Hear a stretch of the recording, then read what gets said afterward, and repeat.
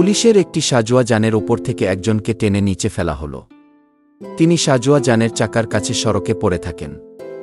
এরপর পুলিশের এক সদস্য সাজোয়া যান থেকে নিচে নামেন। এক হাত ধরে তাকে টেনে আরেকটু দূরে সড়কে ফেলে রাখেন। এখানেই শেষ নয়, পরে কয়েকজন পুলিশ মিলে তাকে টেনে সড়ক বিভাজকের উপর দিয়ে ঠেলে অপর পাশে ফেলে দেন।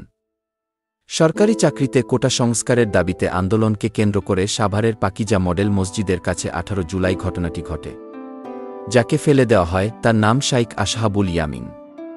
তিনি রাজধানীর মিরপুরের military institute of science and টেকনোলজির MIST কম্পিউটার বিজ্ঞান ও প্রকৌশল বিভাগের 4র্থ বর্ষের শিক্ষার্থী ছিলেন। থাকতেন MISTর ওসমানী হলে। বাসা সাভারের ব্যাংক টাউন আবাসিক এলাকায়। তাকে পরিবারের সদস্য ও বন্ধুরা ইয়ামিন নামেই ডাকতেন।